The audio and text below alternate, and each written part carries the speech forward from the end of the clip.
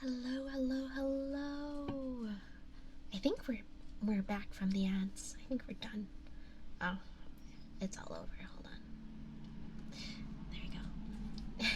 Your name's just gonna be swinging around. Hello, everybody. Hello, hello, hello. Hi, Waffle. Hi, Lupus. Hi, Manic. It's been so long. I'm so sorry. It's been so long. Yeah. Uh, just a lot, with work stress and my partner's birthday. I planned this trip and then da da da da da da da da. My uncle broke his elbow. I don't know what you're gonna say. I know what you're gonna say. I don't care that you broke an elbow. You used to listen to my channel audios. Wow. Hello, hello. Well, I'm honored that you're here now. And to see me, I know I look probably a little different, but I'm happy that you're here. It means a lot. It means a lot for you to find. I've been streaming this whole time. What do you think? So are you like subscribed to my YouTube channel? Is that what you mean? That's so fun. That's so fun. That makes me really happy. See, you never know who's gonna watch it. Yeah. Wow. Thank you. Thank you. I'm so happy. But yeah, I'm gonna be doing my Twitch page needs to be updated, but I'll probably be doing ASMR around this time every Monday, and Wednesdays I usually try to do games. I have a work situation, a work conflict this Wednesday, so if I do stream, it might either be in the Discord server, or a little later after our usual time, just because work stuff. Just because work stuff. But usually I'm trying to go for Mondays and Wednesdays around this time. Wednesdays, I think I might do a little extra in the future, like maybe something in the afternoon where y'all would be co-working with me. Co-working can kind of be like ASMR. Oh, oh my gosh, my TikTok. I haven't posted on TikTok in a million. Oh wow. Wow, wow, wow, wow. Oh, so you're like an OG. Well, welcome, welcome, welcome back. I'm happy to have you here, and I hope you're here to stay. Um, but yeah, so right now it's 6:30 p.m. Eastern time for me. I think in the future I'll have a clock so y'all will know what time it is. So I'll do lettuce. Hello, welcome. It's Foxy Lettuce.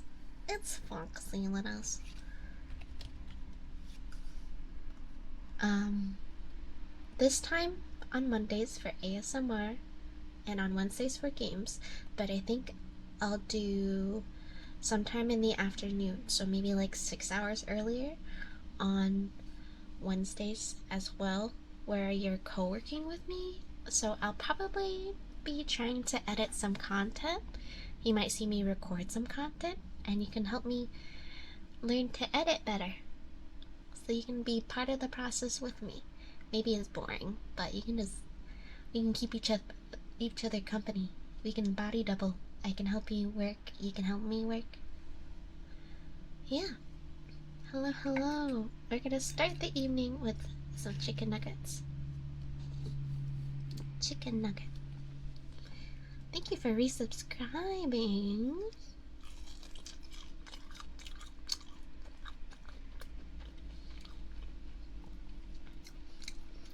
I hope everyone's been okay.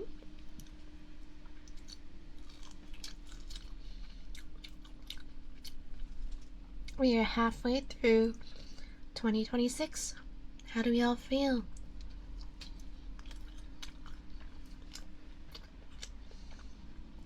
It's the year of the horse. Does anyone have a horse in their zodiac?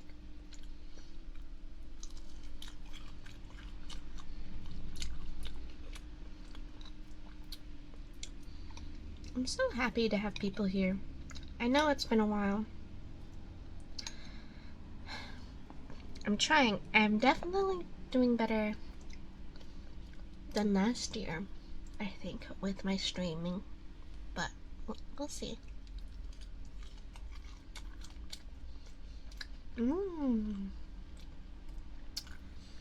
Training and a vacation. But did you have time to relax? Where did you go? That's good. I actually went out of town as well. I went to somewhere in the mountains. I took my girlfriend to the mountains. And like the Airbnb I rented was a bit like I thought it would be funny. So it was like a country theme, and there was like a wall that looked like a horse's stall, like the way they decorated it, and it's like a sticker of a horse. I was like, oh, that's so cute. She'll laugh.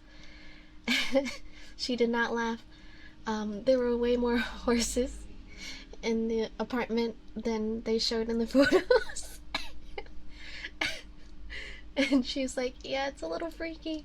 I'm like, no, I'm sorry, I just thought it would be funny. And she's like, yeah, I'm scared of horses. And I'm like, I thought you were, like, I knew she was scared of horses, but these are fake horses. I thought, like, she was scared of being, like, near them, because my friend has horses. I get it, they're big, and it can be dangerous if you don't know how to approach a horse. But, like, I thought it would be a meme. But she, like, slowly opened up to it. She was like, I appreciate the bit, but it's a little freaky. Myrtle Beach, woo! I've never been to Myrtle Beach.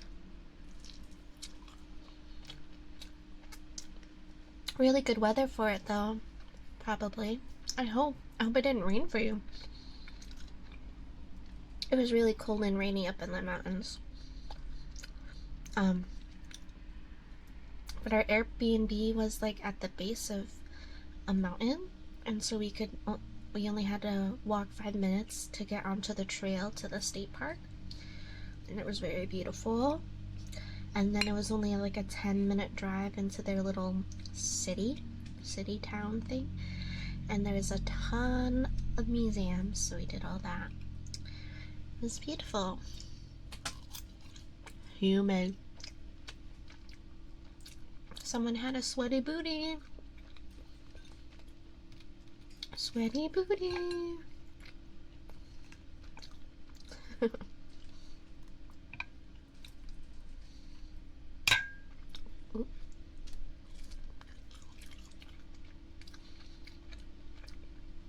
I bought some new triggers in the mail, but it's not gonna be ready until next week. But I do have a few things that I already had at home to try some new things. Today, I wanted to try some oil. Hi, Coffee Cakes! Hi, Coffee Cakes! Welcome, welcome! I'm happy you're here. Thank you for the alert. It's good to see you. It's good to see you.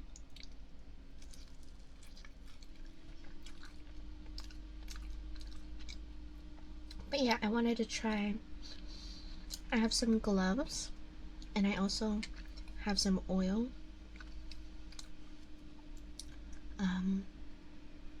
So we're gonna play with some gloves and oil. No, I was watching a stream and someone did it on their 3DO, and they had like no fear of the oil messing up the mics, and I'm like, are you crazy? Oh yeah, I was gonna put a cover on. That's right, I have to go get the covers. I have plastic covers that I hope won't crinkle too much, like it's not overstimulating. But also I might just try their tactic. They said they just oiled the edges, so if I'm just careful like them, I could try it like that. Crazy. That might be crazy. I turned off the air conditioner because I was so cold, but now I'm sweating instantly. So I'll be right back.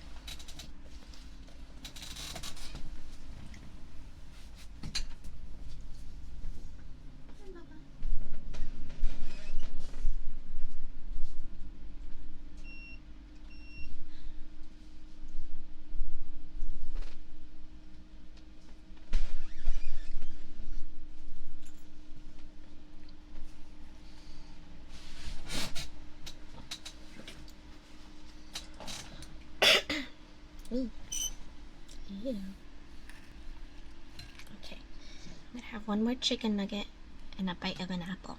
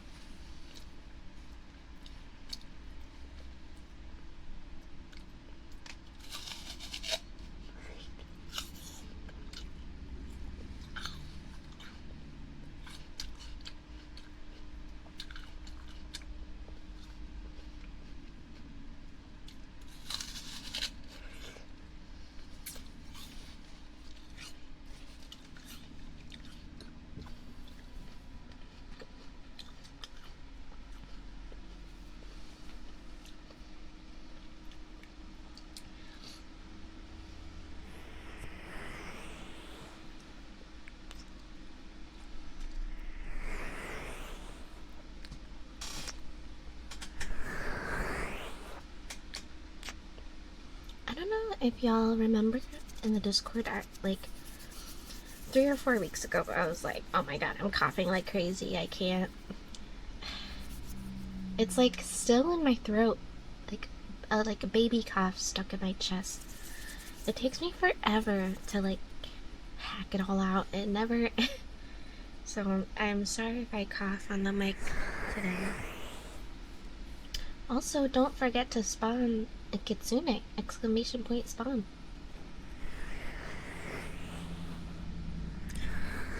A lonely little fox up here on my screen. Today, I have some Q-tips I wanted to try. But it looks like I tried to do it with both hands, and that didn't quite work out. So I'm gonna try to do one at a time.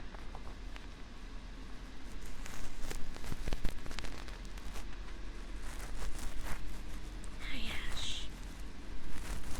Pizza.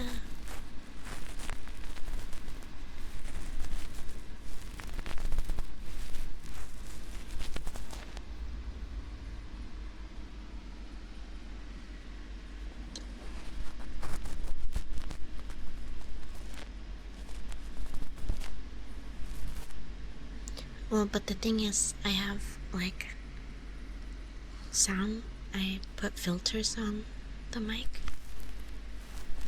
so I wonder if this sounds like shit. Let me know if this sounds like shit.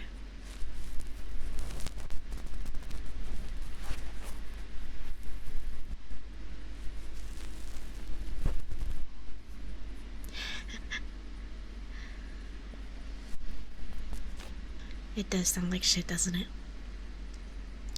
Well, it gets pretty loud if I don't have the filters on, but I mean, I'll show you. So this is all my filters, and this is if I turn them all off.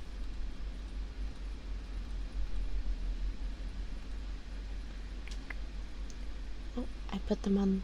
I turned them off on the wrong microphone. Hold on. Okay. Take 2. This is with them on. This is with them off. Yeah, you get like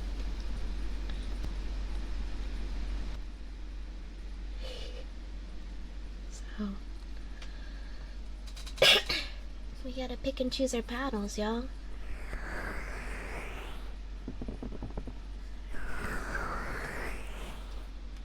I'm a goofball. You're a goofball.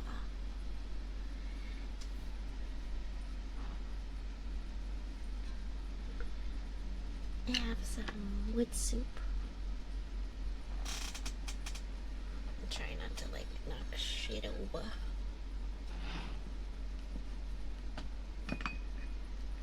Oh, is it leaking?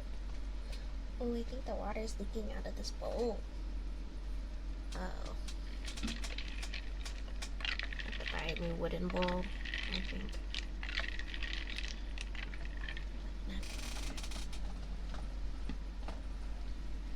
Good thing I didn't fold my laundry. I have a pile of towels next to me.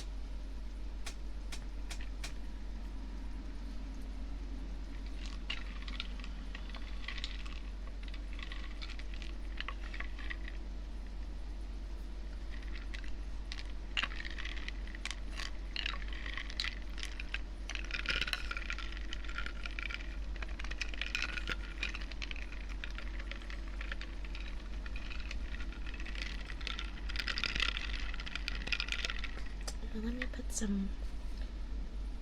get some mood lighting up in here. Yeah. Yeah.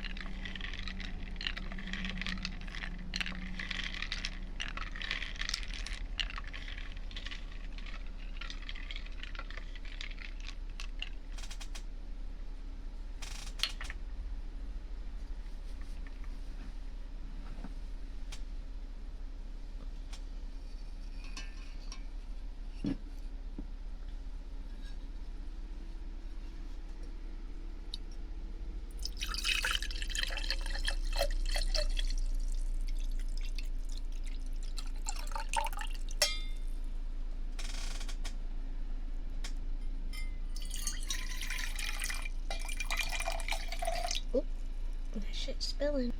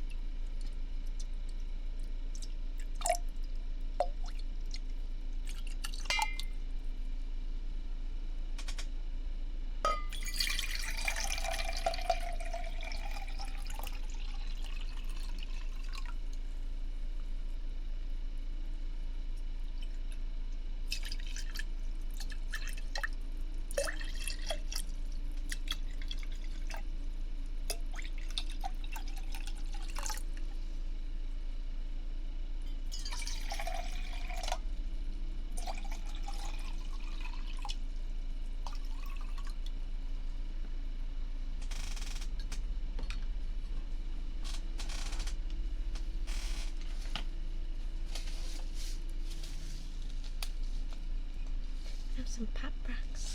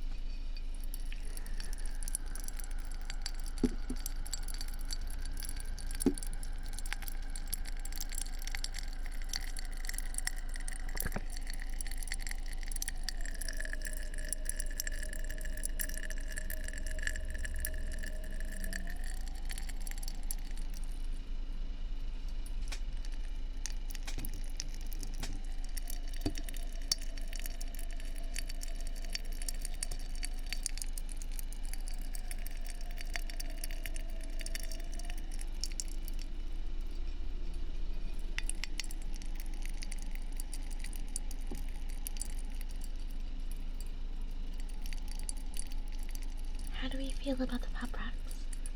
Should I add more?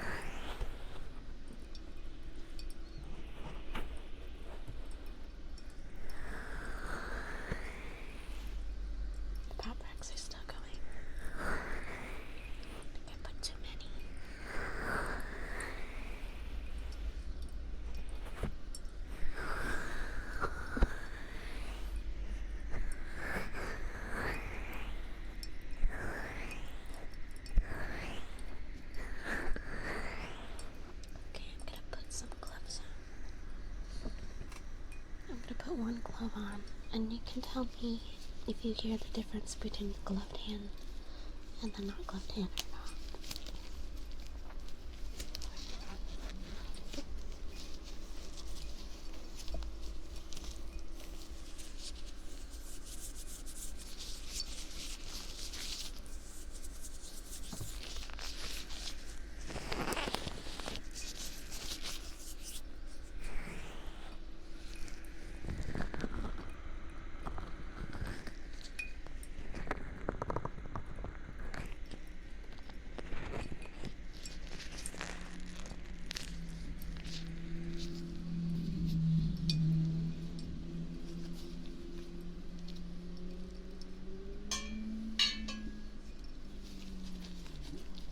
I'm gonna try something crazy.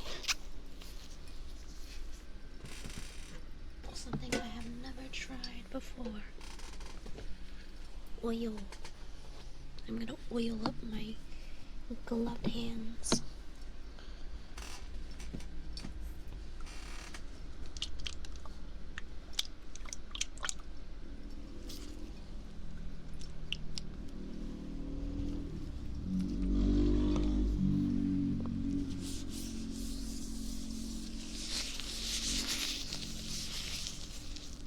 I don't know if you can tell that they have oil on them though.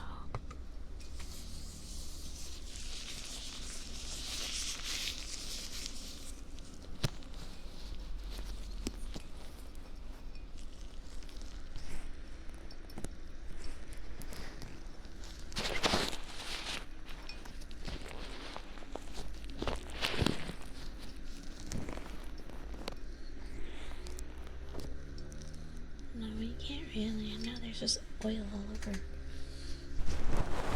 I don't know how she did that. She made it sound really good.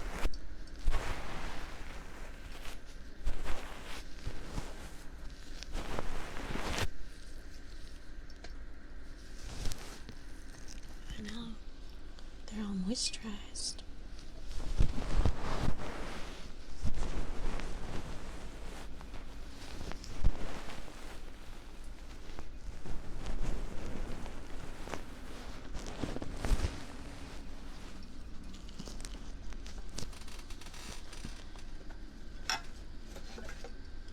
I saw oily jelly blocks too. I wanted to try that, but I'm not sure.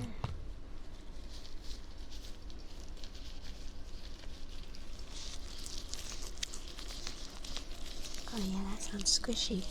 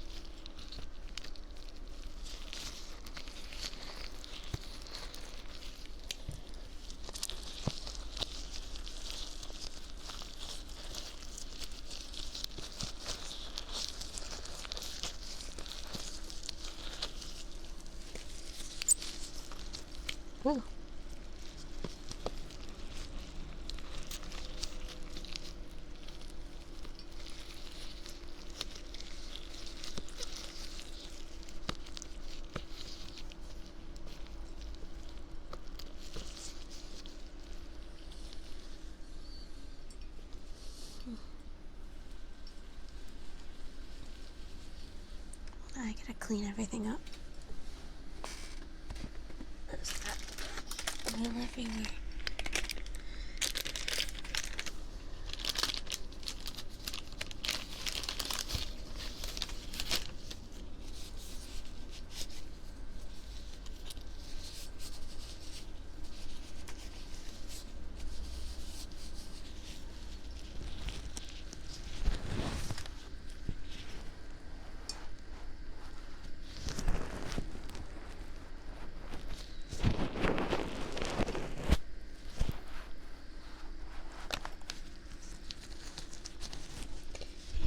Ridiculously warm today.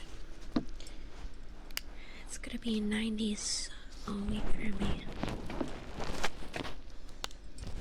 I hope everybody is staying hydrated.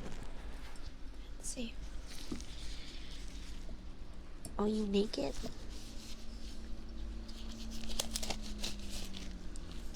So I think the gloves are a mid trigger.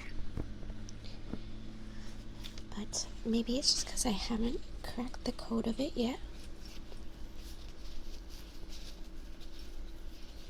I know all my jelly blocks are oily.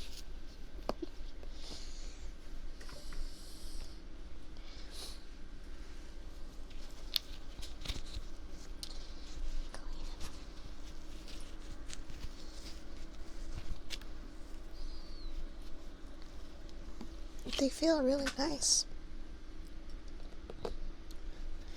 But I can't let them sit in my ASMR box and get oil everywhere. Moxer's Ash. A whole new personality. Collect them all.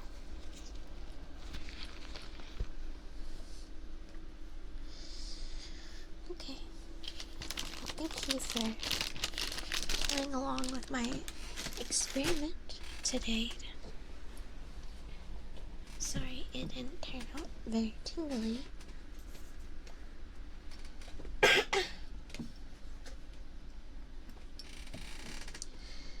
1 year anniversary mod. Happy birthday.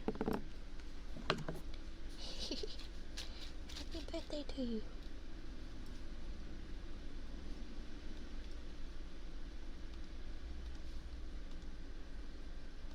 Happy birthday to you.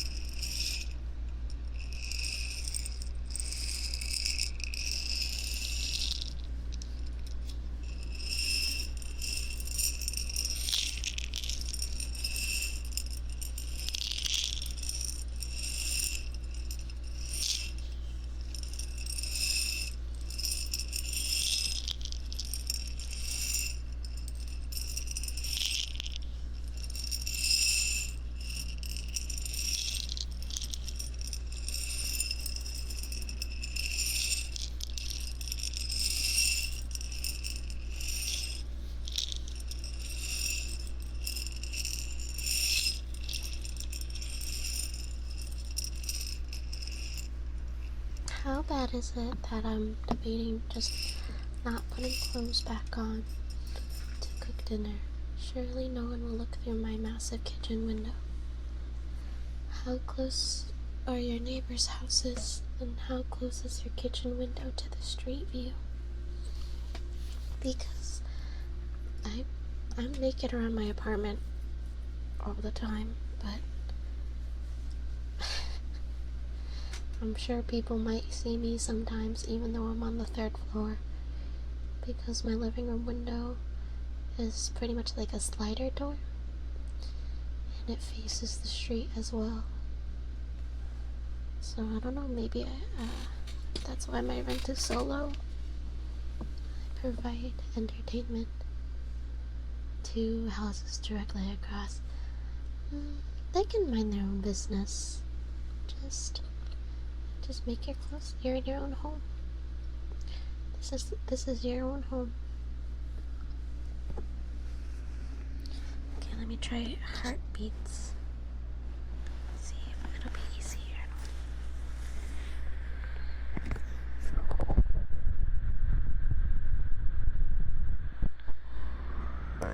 I guess I don't have one. The fuck? Me trying to put it on my titty.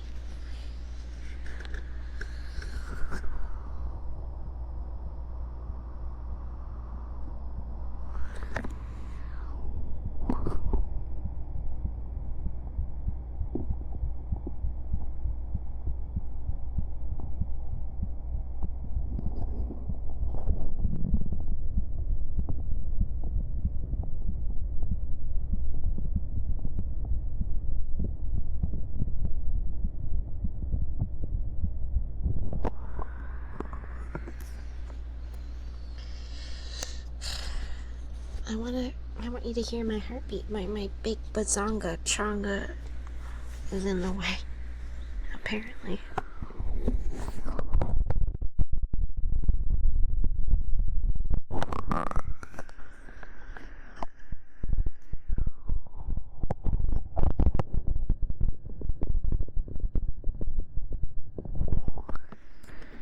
I can't get it at all. It's like not playing for the right side at all. My tatas aren't even big. This is ridiculous. Sorry, y'all.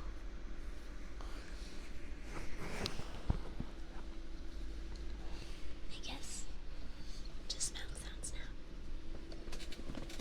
I guess we're just doing mouth sounds.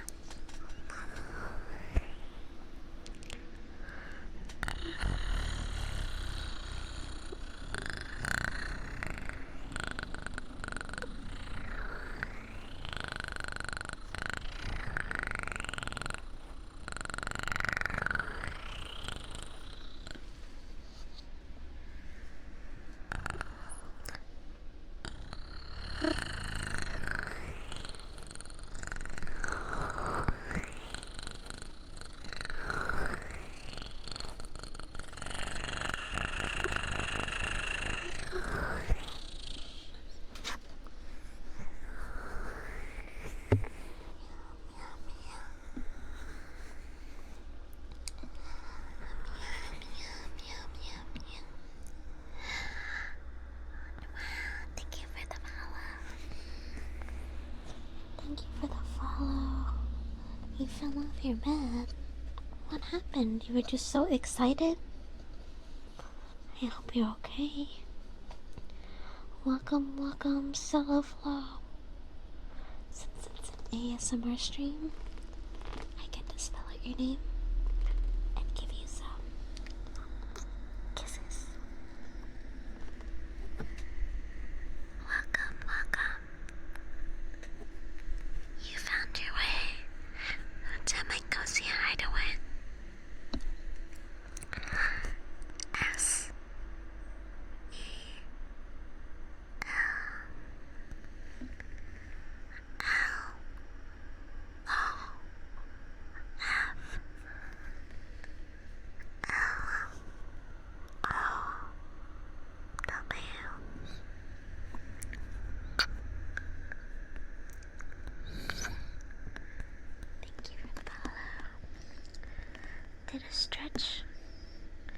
That's what you get for stretching and being healthy.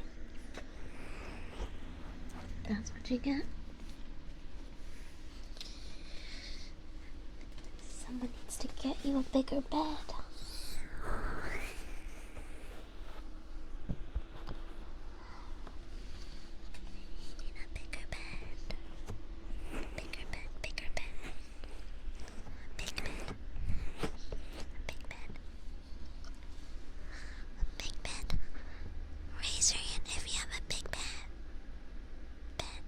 I did like 20k steps.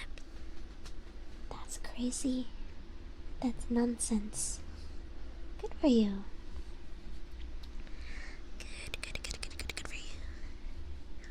Good job. You did such a good job today. I'm proud of you, Fana. Good job.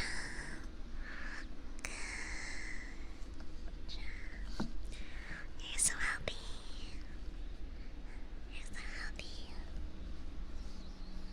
So healthy. I'm proud of you. So happy. So happy. Good job.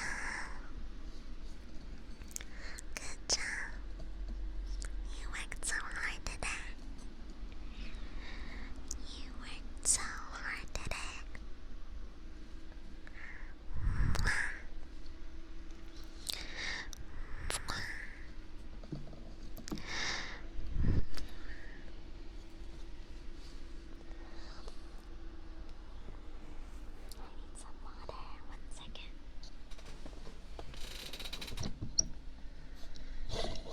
I need a less squeaky chair.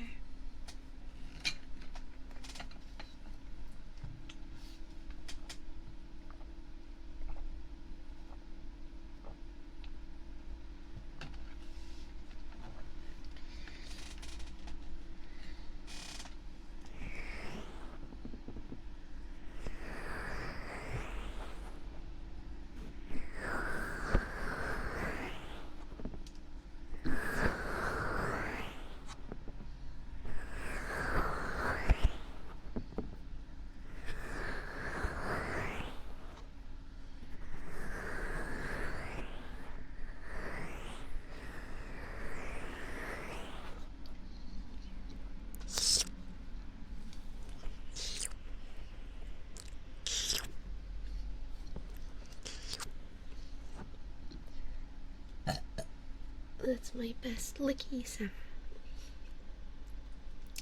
It's kind of like a slurp.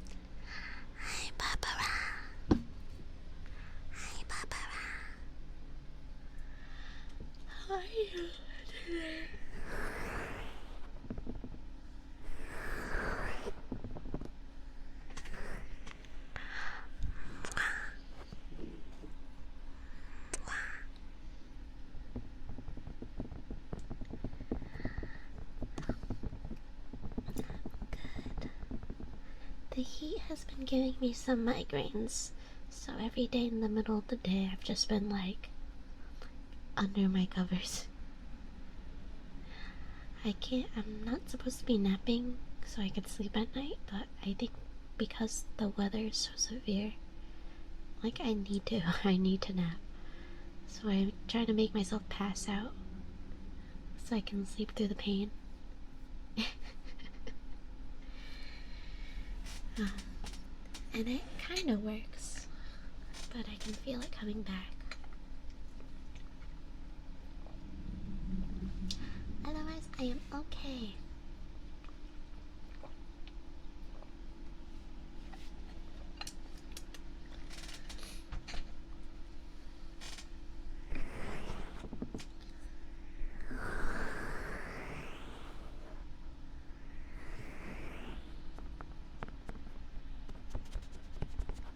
I take another bite of my apple, because it's sitting here just looking juicy.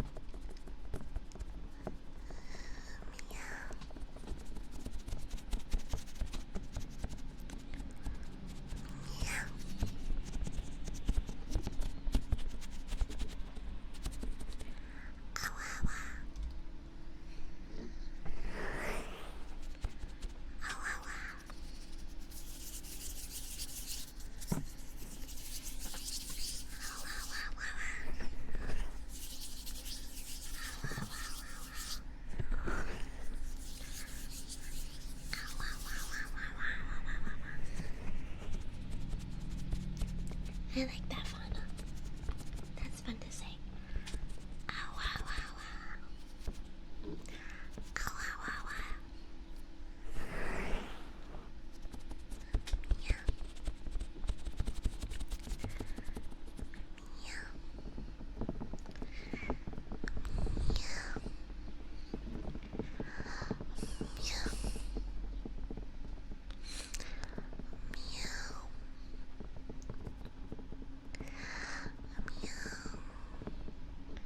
Ow, ow, ow. Do it again, but louder. If they get annoyed, that means you have to just do it louder and more often. It's okay to stem.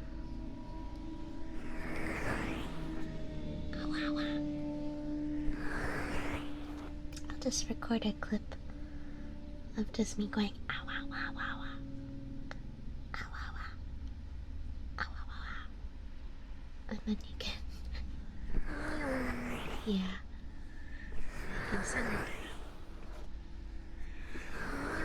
Pizza. Oh, someone has a purple pizza. Purple pizza, purple pizza, purple pizza. Purple pizza, purple pizza, purple pizza, purple pizza. That's too complicated for my mouth to say. Purple pizza, purple pizza, purple pizza, purple pizza.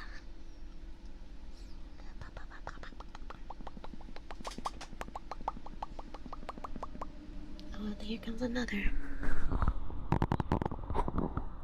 They don't stop.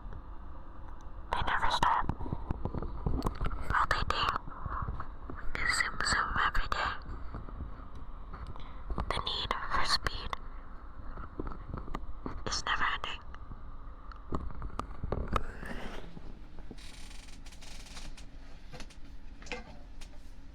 Where are my water globes at?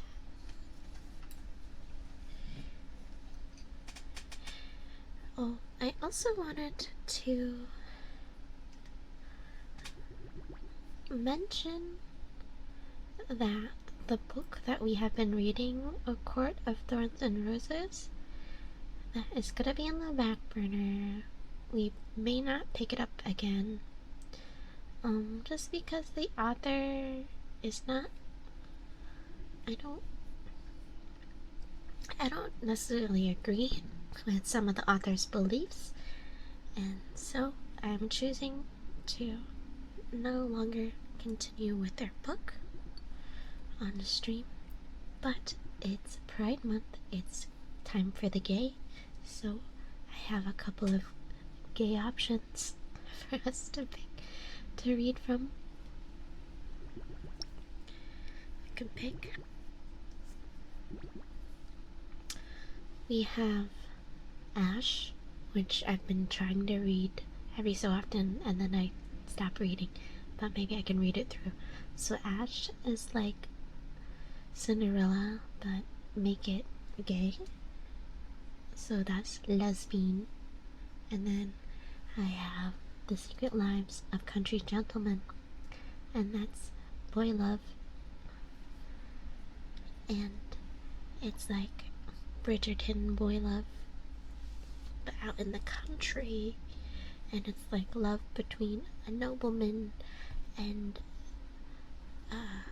a gangster, I guess, but a country gangster, you know.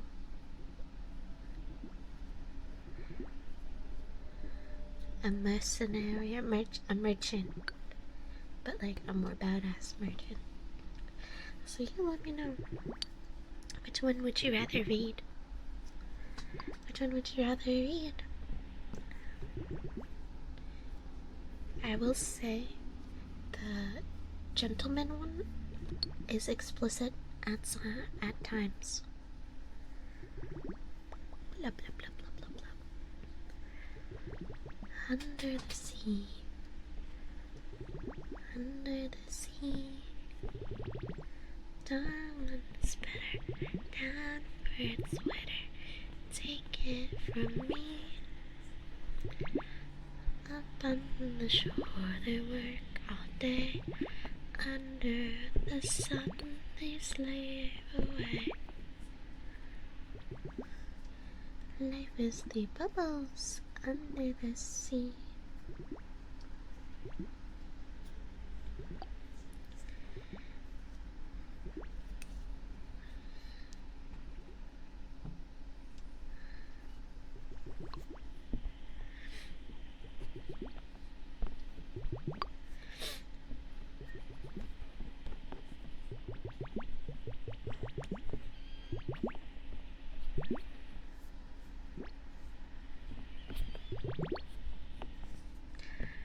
Hi Kiko.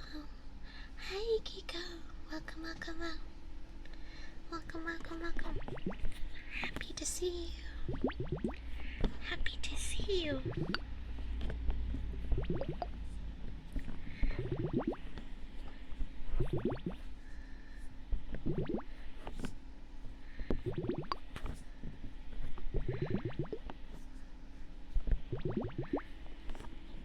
I'm good. It's a hot day. Is it a hot day for you?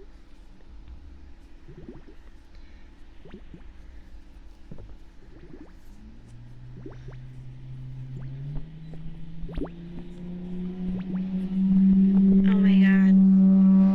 That is just painful. I'm so sorry. That was terrible.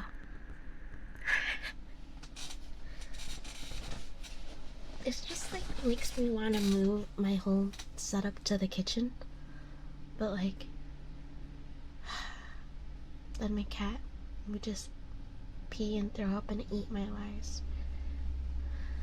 Thank you for the sweet treat, Larson. Welcome, welcome, welcome. Welcome, welcome, welcome. 90s, 95, yeah. Yeah.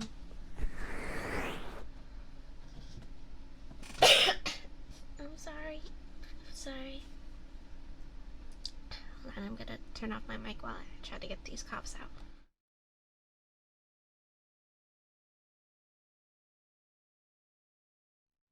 You weren't there. You're lying. You're a liar. You're a little stinky. Stinky. Time for a sniff check with my stuffy nose. It's the type of stuffy where it kind of whistles when you breathe. Don't worry, I can still smell you from here. Just because I have asthma and seasonal allergies does not mean my nose is not working. Even at 50% power, I can still smell you. So come here. Come close. Time for your sniffies.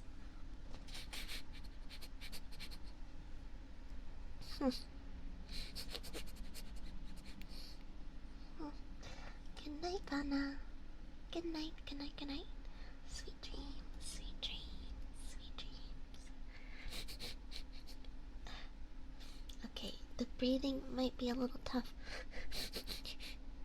There is something clogging the sniffers a little bit. But I do smell a smelly smell. I do smell a smelly smell. That smells smelly. Is it you? Is it you? Have my prayers been answered? Is it really you standing there? Or am I dreaming once more? You look different. And then for the rest of the ASMR stream, Chloe sings Epic the Musical. You look different. Your eyes look tired. Your face is lighter. Your smile torn.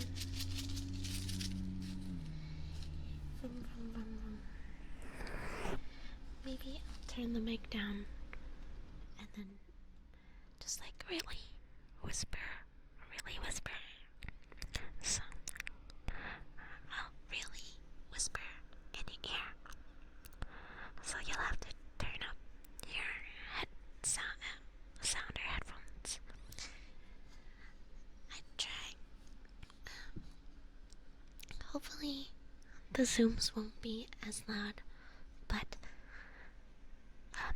the triggers will have to be like really close. Like I'm eating you. Like my mouth is inside of you. Inside of your ear. I'm trying to get in your skin, inside your head, so you can hear me better.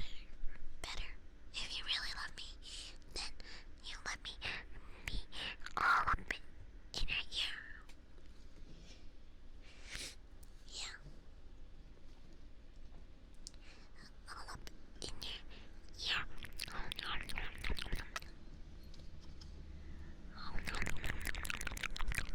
Hopefully the zoom wasn't as loud. Did you hear it this time?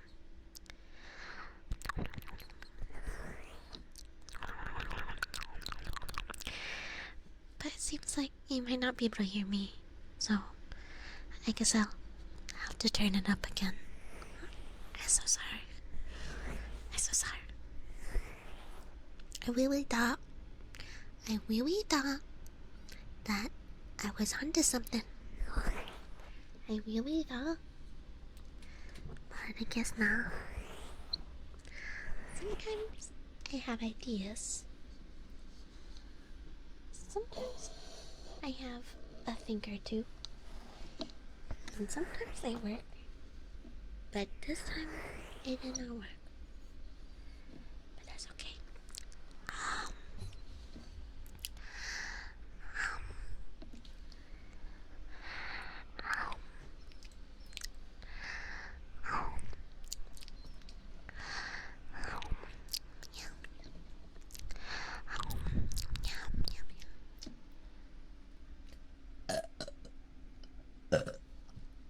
Goodness.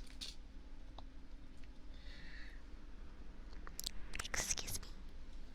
Forgive me.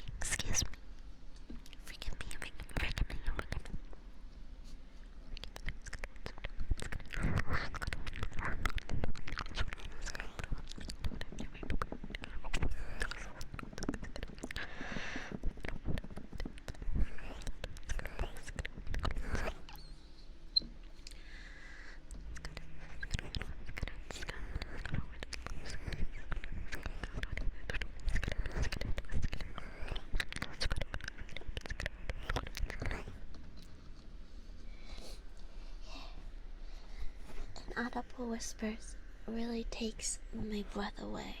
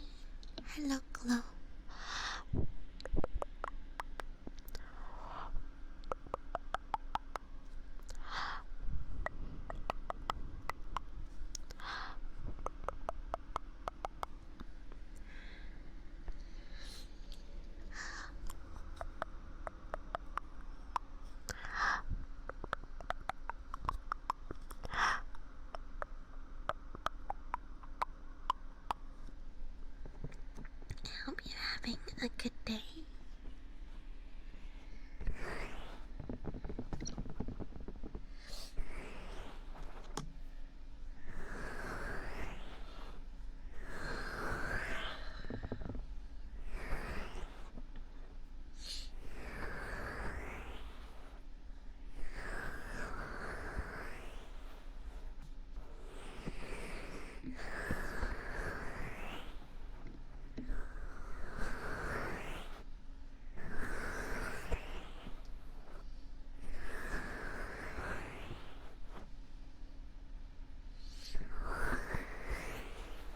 Sorry to hear.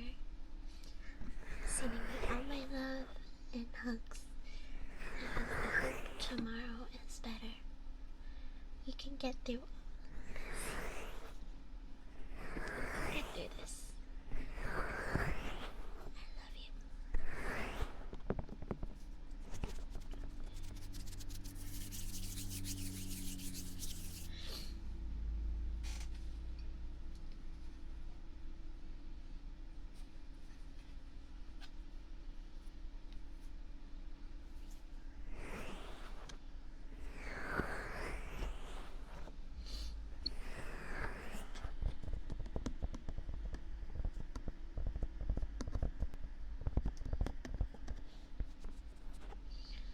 Okay, I'm gonna change to reading, but if you guys could help me pick a book.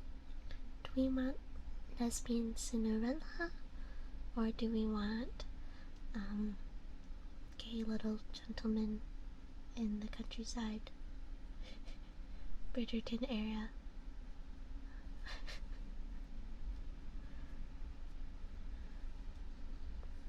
Do we want GL or BL? Do we want GL or BL? I think it's hard to decide. I'm gonna flip a coin. Or maybe I can do a spinny wheel. Events.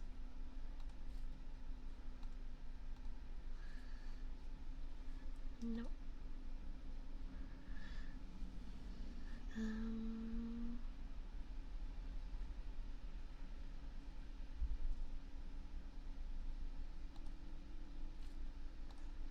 Let's do a wheel.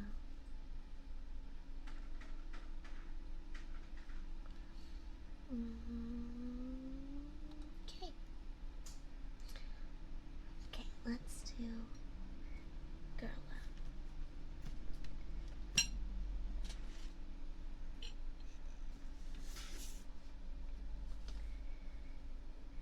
But I will take one bite of chicken nugget.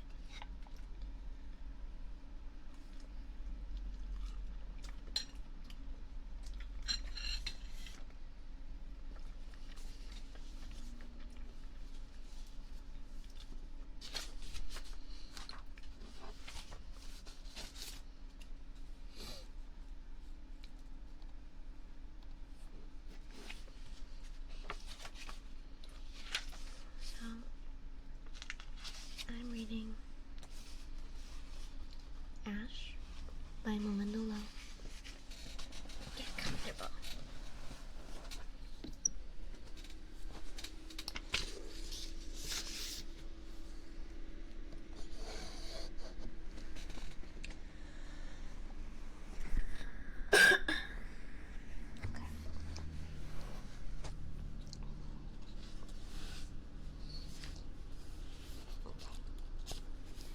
This is Ash by Melinda Lowe. Part 1. The Fairy. Chapter 1. Easily. Ashling's. Oh, jeez. My microphone. Hold on.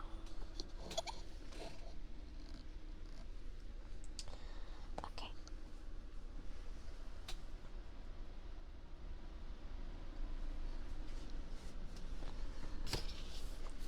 Ashling's mother died at midsummer.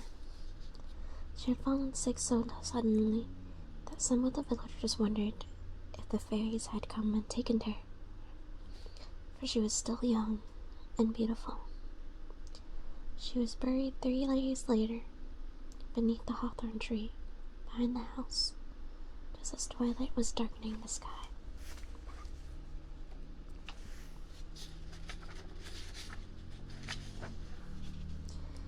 Mare Solania, the village green witch, came that evening to perform the old rituals over the grave.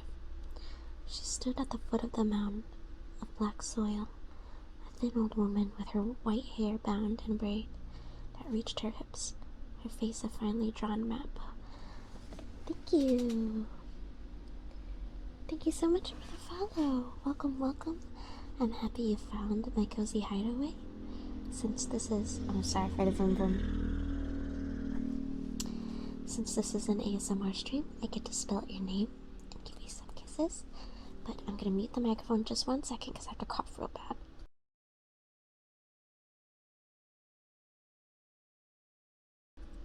Okay. Okay, thank you. Welcome.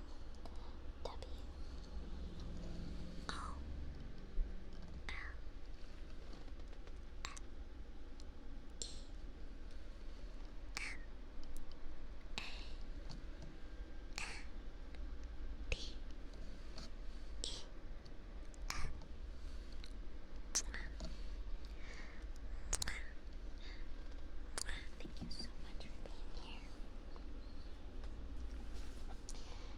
Okay.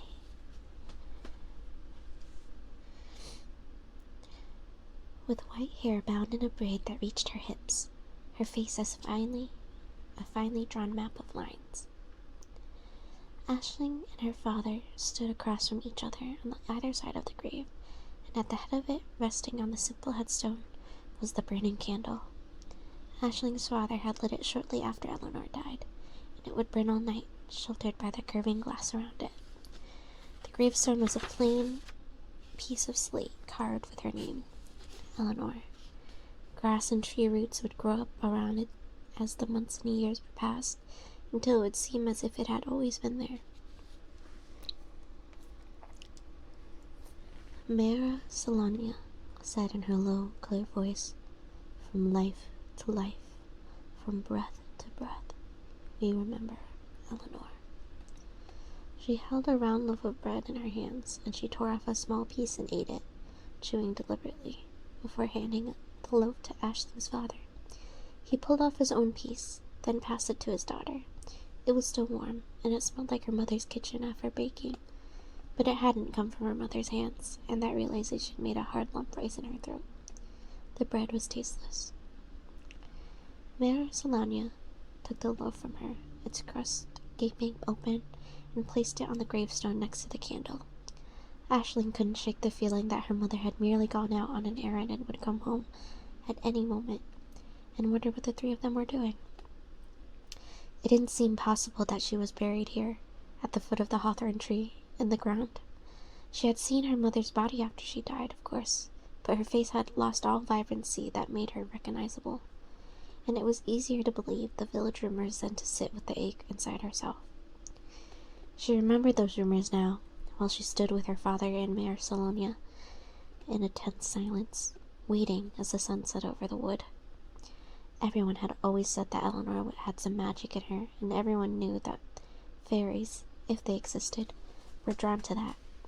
So Aisling's father had ordered all the old rituals, even though he did not believe in them, just in case. She was not entirely sure what she herself believed, but she knew that her mother would want them to do these rituals for her, and that was enough. When the sun slipped below the horizon, the Green Witch said, "Sleep in peace, Eleanor," and scattered a gold powder over the grave to bind Eleanor to the earth. On the freshly turned soil, the gold glittered like fairy dust. Aisling's father stepped around the grave and put a hand on her shoulder. "Go back to the house, Ash," he said. He had told her that he would keep vigil over the grave all night, Some said that the fairy hunt sought out souls on the night after the burial.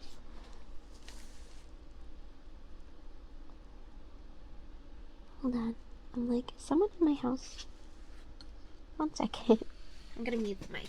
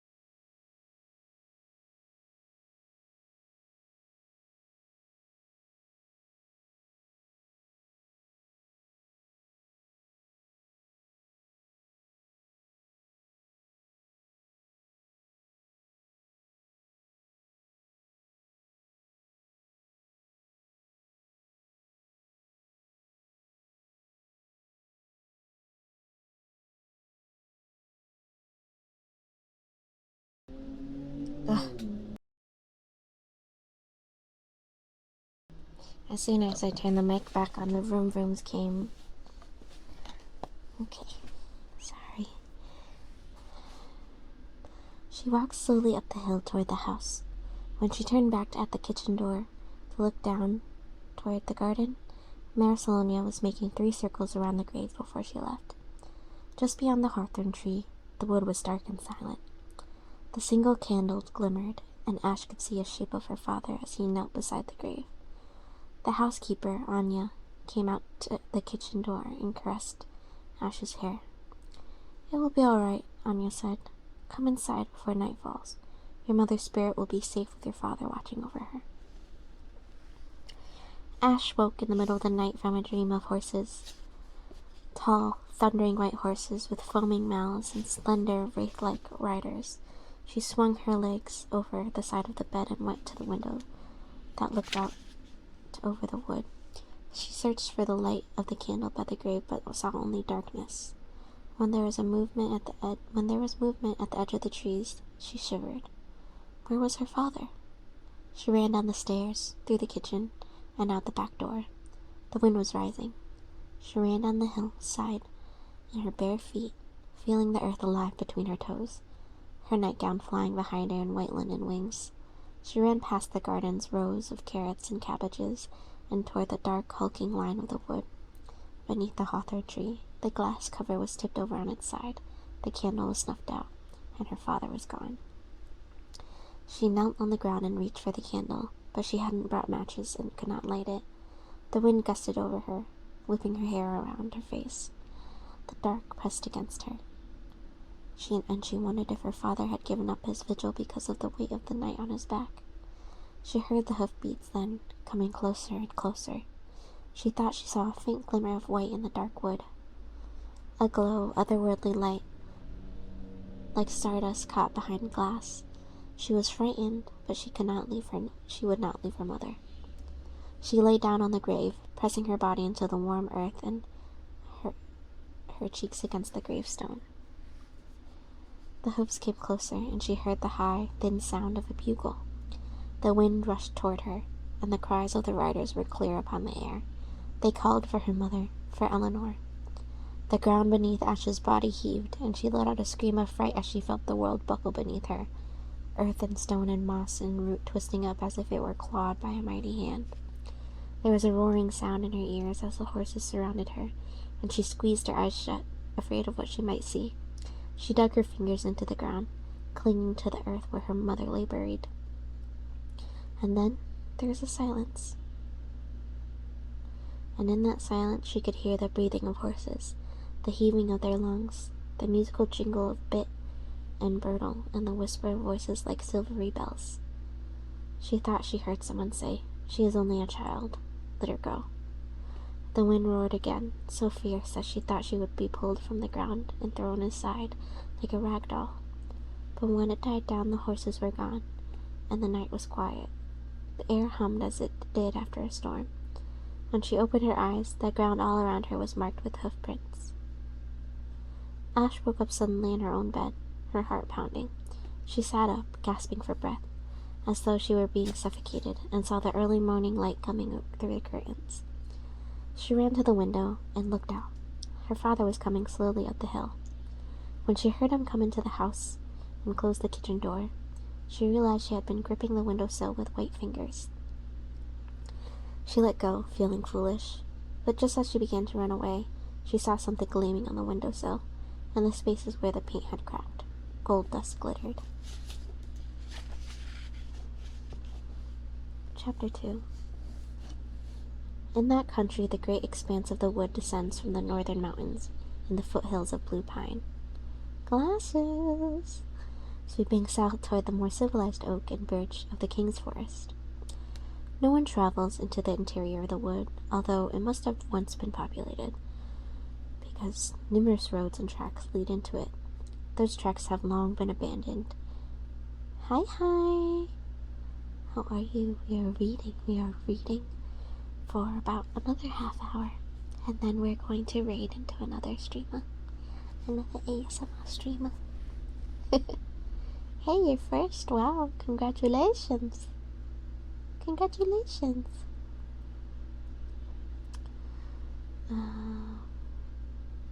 Those tracks have long been abandoned. The wood is thought to be the home of dangerous beasts and the most powerful of all fairies. Some scholars speculate that once upon a time, the country was thick with magic. In addition to fairies, there were more powerful sorcerers and witches who did more than brew willow bark tea to calm a child's fever. But as time passed, the magic faded, leaving behind only a faint memory of its power. Some said there was a great war that drove away the sorcerers, and lasted so many years that the very shape of the land changed. Mountains became valleys beneath the tread of thousands of soldiers, and rivers were rerouted to make way for grand new palaces. But all that is merely conjecture. No history books survived to tell the tale.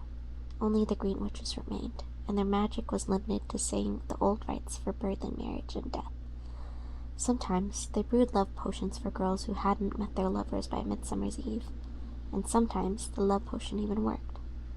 Usually that was enough to remind the people that magic still lurked in the half-forgotten places. But even if magic was so rare it was more like myth than reality, the people of that country still loved their fairy tales. They told stories about brownies who helpfully did the chores overnight in exchange for a bowl of cream. There were boggarts, mischievous creatures who slammed doors and shattered pottery, or pawed through a household's winter stores in search of sweets. There were handsome love-talkers, who seduced girls with their charm and wit, and then left them to pine away for a love that could never be. Children were warned to stay away from strange flickering lights at midnight, or if a person once set foot inside a fairy ring, he would never be able to leave.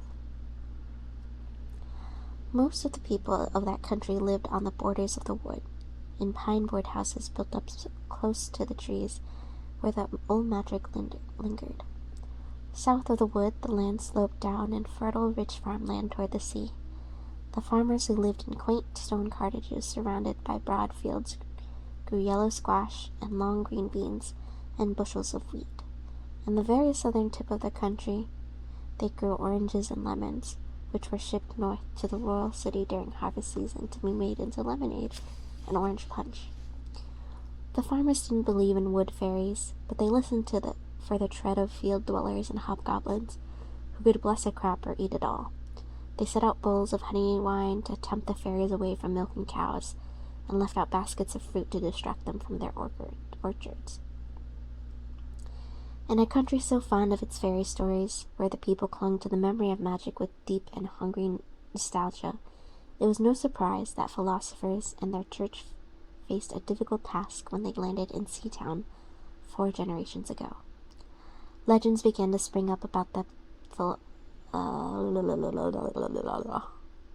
philosophers, that they were the sorcerers of old who had lost their magic, that they came from the hot desert places of the far south, where illusions and spells abounded, that they once were royal advisors who had betrayed their rulers. But the philosophers themselves liked this penchant for telling tales, and insisted upon their own much plainer history. They reported that they were indeed from the south, from the Empire of Concordia to be exact, and they had come north to spread the wisdom of their emperor. They built churches out of plaster and wood and sat within them, reading books written in foreign tongues. They argued passionately with the village green witches, claiming that all those fairy tales were nothing but the stuff of nonsense. There were no greenies or goblins. Had anyone ever actually seen a brag or a dunter or a mermaid? Or were they only stories told to children at bedtime? The green witches grumbled in response, and some insisted that they had run into clipped bees at twilight, or seen sprites slipping among the shadows of the wood at midsummer. Perhaps because philosophers tended to be men and green witches tended to be women, the argument took on an overly heated tone. Insults were hurled. The philosophers called the green witches superstitious old wives, and the green witches retorted that none of them was married. The green witches derided the philosophers as joyless old men afraid of magic, and the philosophers, not surprisingly, protested that they found much joy in the real world. And then they brought out their largest tomes bound in gold, the leather covers stamped with the 5-cornered star of the Concordian Empire, and threw open the heavy covers. They pointed to the unreadable text and said, "Look, there is the real world, all of our learning, all of our experiences, written down fact by fact. There are no myths here, only facts. Fairies are mere fictions. We deal in the truth." The oldest, most powerful green witch at the time, a wise and wiry woman by the name of Mare Nickneva, laughed at those white-bearded men in their red-pointed caps and replied, "You shall not discover the truth by being blinded to faith." From then on, for a period of at least 2 generations, philosophers had a hard time in that country. They continued to build their churches in village greens dotting the coast, but found it difficult to progress into the interior of the country. The closer they came to the wood, the more angry the people became.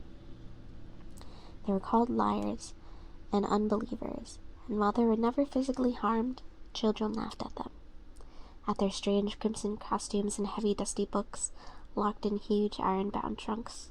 But one day the king met a philosopher who was less stubborn than the others, and they sat down together and talked about the smell of spring and the taste of the sweetest oranges, and they grew up to like one another. The children laughing at you is absolutely the same as physical pain. The king even took the philosopher on a hunt, and as hunting is that people's favorite sport, all the country began to listen more seriously to the philosophers. By the time that philosophers had begun to change their approach to the people, rather than insisting that there was no such thing as magic, they began to merely suggest that perhaps magic was not as prevalent as it once was. They asked, "Have you ever seen an elf? Or did you work hard on your own to build your house, to feed your children, to put clothes on your family's backs?" And gradually, the idea took root that magic was merely an old country superstition. The people of Rook Hill, however, the small northern village where Aisling lived with her father, kept to the old ways. It was far enough from the royal city to make the philosophy being preached by the king's many advisors seem stranger than the fairy tales most mothers told their children. Ash remembered playing in her mother's herb garden while listening to the tales about brownies or picks or selkies. Sometimes the green witch Mare Salonia joined them, and she too told tales, though hers were darker. Once she told a story about a young woman who wandered for a month through the silver mines in the northern mountains, seeking her lost lover, only to find herself confronted by a family of knockers who demanded her firstborn child in return for their help in finding him. When Ash looked frightened, Marcelonia said, "Fear will teach you where to be careful." Sorry, itchy booby. Her mother had been apprenticed to Marcelonia when she was a girl, and sometimes she taught Ash the differences between various herbs that grew in her garden. Feverfew for headache, meadowsweet for a burn. But when she married William, a merchant, she left her apprenticeship. Sometimes, in the evenings after supper, they would argue about whether or not she should go back to that calling, and usually Ash remembered those conversations as friendly debates, but once her parents' voices took on harder tones. But herbs, for real. The king's chief philosopher himself has said that the green witches do nothing more than calm one's nerves, which is no small thing, William said. Ash had been sent up to bed, but she had come back downstairs to ask her mother a question, and when she heard her father's voice, she hesitated in the hall outside the parlor. Those philosophers only sit in their churches and issue judgments based on inaccurate text from Concordia, her mother said. They know nothing about what a green witch does. William sighed. They are not distant scholars, Eleanor.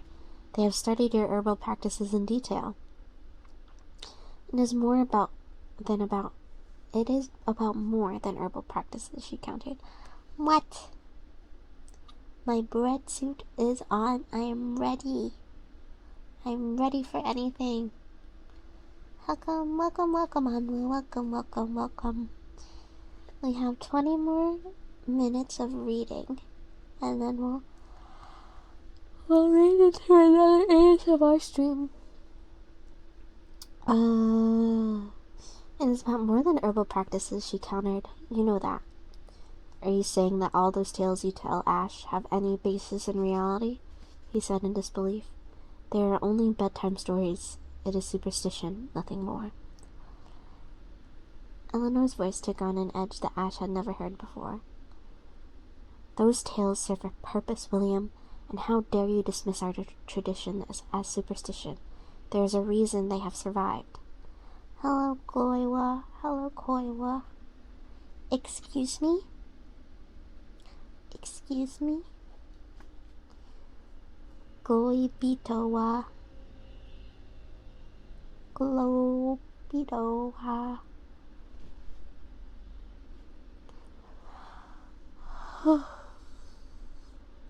It will do you and our daughter no good to align yourselves with the past, William said, sounding frustrated. The king does not follow those ways anymore, and you must understand that keeping to those traditions will only harm my standing in court. Her mother said curtly, I won't abandon the truth, William, and I won't lie about it either. There was a sharp silence after that, and Ash retreated back upstairs, her question forgotten. It was unsettling to hear them argue. She had never before realized the depth of their disagreement. But the next morning there was no trace of the argument in her parents' faces. In the months that followed, Ash listened a bit anxiously whenever her parents' conversation began to turn in that direction. But she never heard them bring it up again. When her mother fell sick so suddenly, her father called Marcelonia to attend her, and Ash knew it was because he loved Eleanor more than his beliefs. Yeah, sleepy. Sleepy. 2 weeks after her mother's funeral, Ash's father left for the royal city. At breakfast that morning, she asked him, When will you come back? Possibly not until autumn, which is terrible. Like, your wife dies and you just abandon your daughter. And he's about to come back. Spoilers, but he's about to come back with a new bitch. Possibly not until autumn, he said. I know. Good to see you. Enjoy your dinner. I hope it's tasty. I hope it's delicioso. Before her mother died, her father would leave them for months at a time to do business in the south. When he returned, he would bring back gifts. Slippery, shiny silks, or thick woolen tweeds, or toy dolls made of pale porcelain. Did Mother ever go with you? She asked. and he seemed surprised by her question. She did travel with me to Seatown once, he answered, but she did not like it. She said she missed the wood.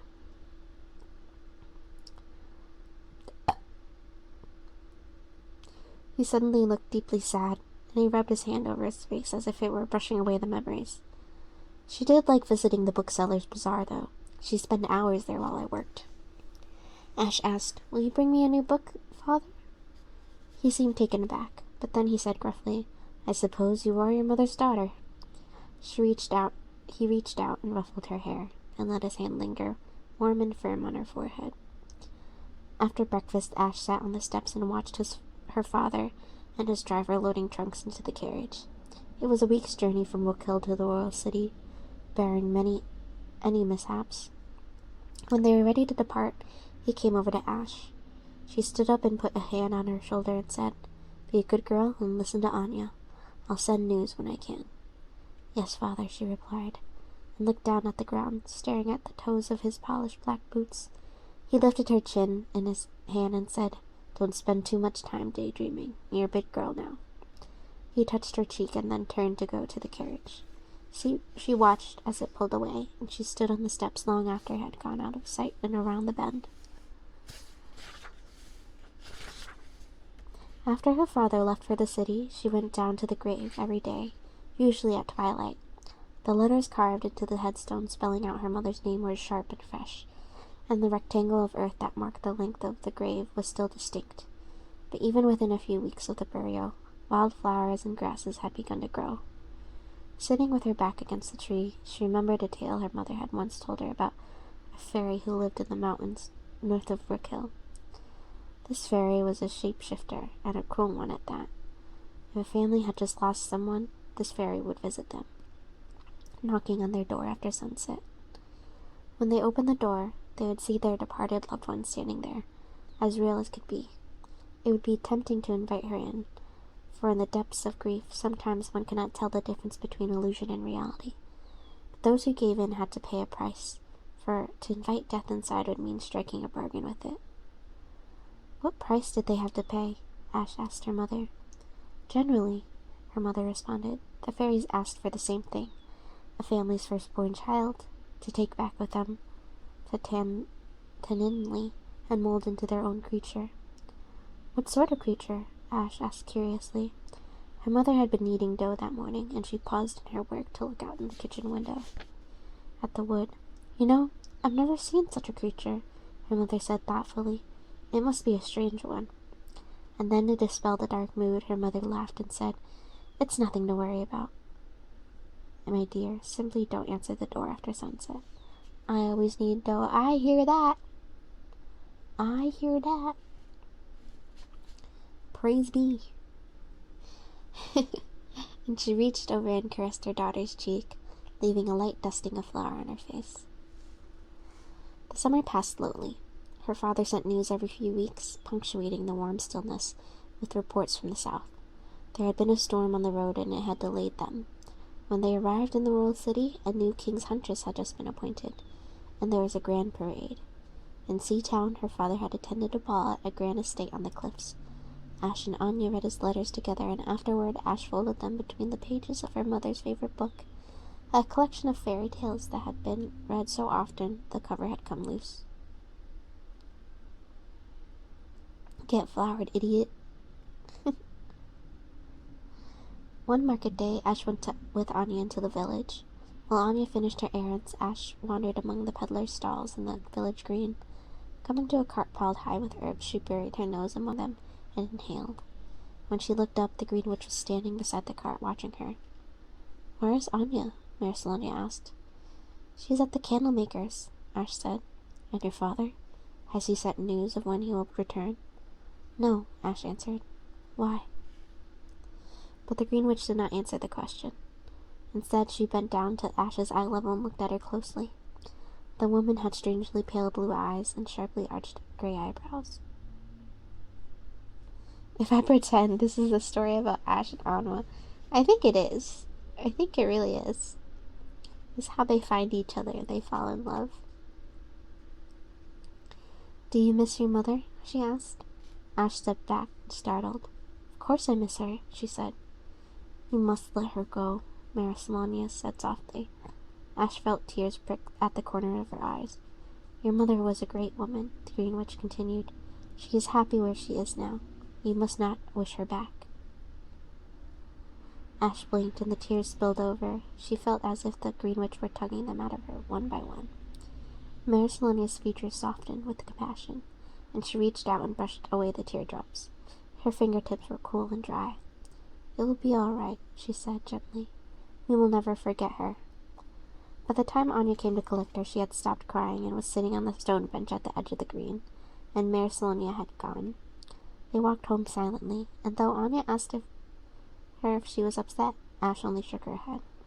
At home, a letter had been left for them, wedged into the edge of the front door, and Anya handed it to Ash as they went inside. While Anya put away the items she purchased at the market, Ash unsealed the letter, spreading it out on the kitchen table. She read it twice, because the first time she read it, she could not believe it. What news? Anya finally asked, coming to join her at the table.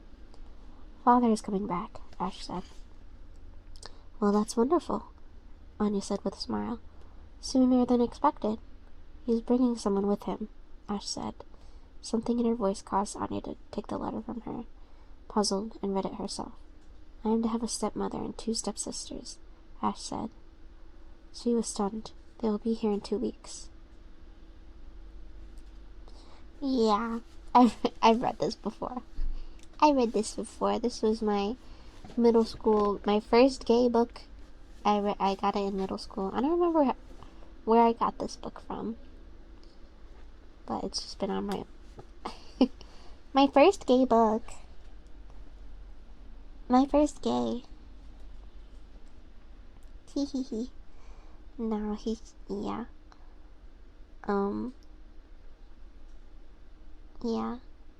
Yeah. After the letter arrived, the days passed in a blur. Anya was busy preparing the house as William had instructed. Later, Ash could never remember if she had helped clean her mother's things out of her parents' bedchamber, or if Anya had simply swept them all into a trunk and out of sight.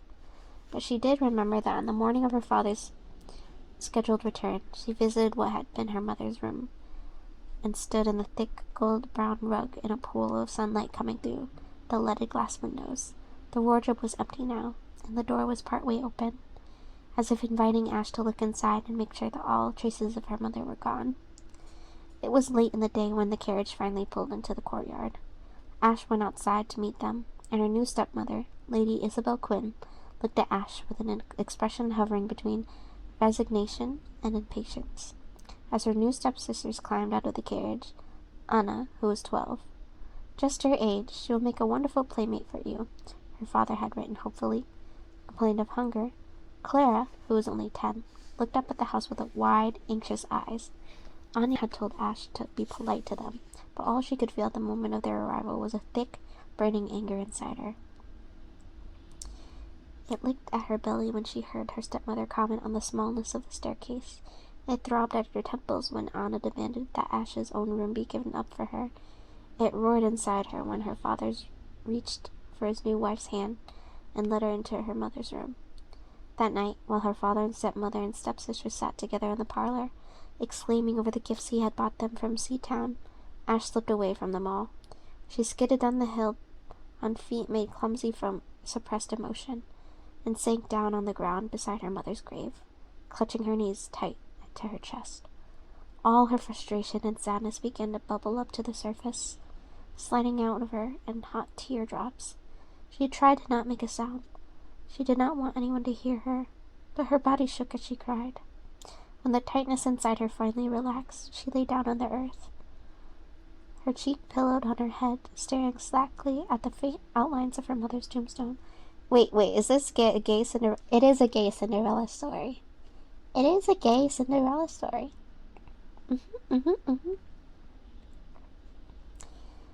She didn't see the man in the wood beyond the house, watching her. It's like you think she's gonna be into the man, but she's not. You think the elf, you think it would be the elf, but then it's not. But who could it be? A woman. She had just 2 words. Come inside. Okay, sorry. Hello, hello, welcome. We have about 8 minutes left of reading, so I'm gonna finish this chapter and then we will read into another ASMR stream. She didn't see the man standing in the wood beyond the house watching her. He had white hair and eyes so blue they were like jewels, and he was dressed all in silvery white. The air around him seemed to crack in places, and his moonlight-colored cloak wavered at those cracks as if he weren't quite there. If Ash had seen him, she might have thought that he was a fairy, for all around him in the wood seemed enmeshed in a web of illusion. One moment, the trees were solid as stone around him. The next, it was as if he were standing among grand marble pillars in a magnificent palace. But Ash did not see him. She lay there in the dark, rubbing away her tears, and when she was too tired to cry any more, she turned over onto her back and fell asleep. Chapter 3. Her father had been back for nearly a week when Mare Salonia came to see him. Ash almost missed her visit entirely because she had been forced to go into Rook Hill with her stepmother and stepsisters. When they returned to the house, a horse was tethered in front of it. Lady Isabel looked at it suspiciously, but merely herded her daughters upstairs and called for Anya to attend them. Ash dawdled behind, stroking the horse's nose, hoping her stepmother would forget about her. When she went back inside, she heard voices coming toward the front hall, and she ducked back into the parlor inside to hide. As they came closer, she realized one of them belonged to the Green Witch, and she sounded upset. "I think you're making the wrong decision," said Mare Salonia angrily. "You have no evidence to support your claims." Ash's father objected in frustration. "What you are saying is they are simply tales told to children." The Green Witch snorted. "Very well," she said coldly. "If you do not believe what has been true for thousands of years, I cannot change your mind now. But you have to watch out for her, your only daughter. Her mother would have sent her to me in time. Without her mother here to watch over her—" "She has a stepmother now," William interrupted. "That woman knows nothing of this," Mare Salonia hissed. Ash peered into the hall and saw the Green Witch standing just inside the front door. "You have lived in Rook Hill long enough to know better," she said, lowering her voice. "Letting her sit out there at her mother's grave every night, they will come for her." "Thank you for the lurk." Ash's father did not seem convinced. "Eleanor may have shared your fancies, but I do not," he said. Then he put his hand on the doorknob, in a clear indication that the Green Witch should leave. "Have a safe journey home." After he closed the door, he sighed, rubbing his eyes. Ash slid back into the parlor before her father turned around, and she tiptoed to the front window. The corridor was empty, and the Green Witch had already left. Ash wanted to know what Mare Salonia had meant. Who would come for her? But she did not dare ask her father. He was restless and aggravated for the rest of the day after the Green Witch's visit. What she had overheard reminded her of the argument he had with her mother. "Verona, I hate it here." And she wondered, not for the first time, how many of those tales told to children were true. Her mother had told her plenty of fairy tales, of course. If they were to be believed, any fairies who still walked this land were most likely to be found in the deep wood, where no one had traveled for generations. Sometimes at twilight, when Ash was sitting at her mother's grave, she thought she saw things. A silver shadow, like heat waves in the summer, or the movement of a creature who did not quite set foot upon the ground. But it was only out of the corner of her eye. Whenever she turned to look, there was never anything there. She knew her father would tell her that it was only the fading light playing tricks on her, so she had been surprised when the book that he brought back for her was a volume of fairy tales. It was bound in dark brown twill leather, and the frontispiece was a painting of a fairy woman, elegant and pale, wearing a beautiful golden gown. The title of the book was lettered in bold dark calligraphy, Tales of Wonder and Grace. Each story was preceded by detailed illustration, hand-painted in royal blue crimson, silver, and gilt. "Thank you," she said to her father. "It's beautiful." The tales were not all about fairies. Some were hunting stories, some were adventures, but many of them were. When her father saw how she was transfixed by the book, he allowed her to skip Anya and Clara's lessons with Lady Isabel. She is young, he said to his new wife, who frowned at the indulgence, and she misses her mother. Let her be. Ash recognized some of the stories in the book as tales that her mother had told her. The Golden Ball, the Three Good Advices, the Beast and the Thorn. But the lengthiest story in the book, The Farmer and the Hunt, was unfamiliar to her, and she stared often and long at the illustration that accompanied it. In the picture, a ruddy-faced farmer stood at the edge of a broad field. Riding across it was a ghostly host of hunters outlined in silver paint, their horses' eyes glinting gold.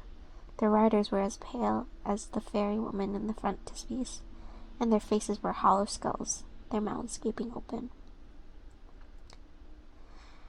Okay, I am going to leave it there, and we will continue reading next week.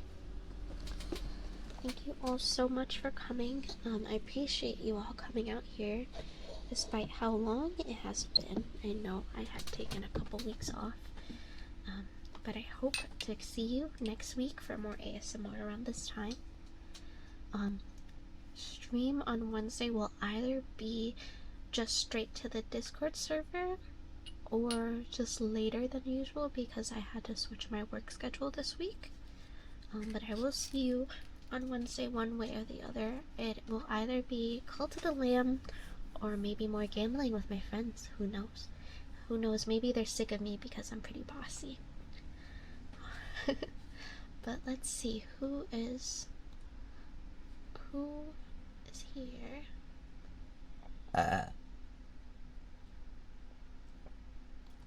Let's raid into Kiska-chan. I love Kiska-chan. She's cute. Thank you, thank you, thank you. I love you all so much. Be good, and I will see you very soon.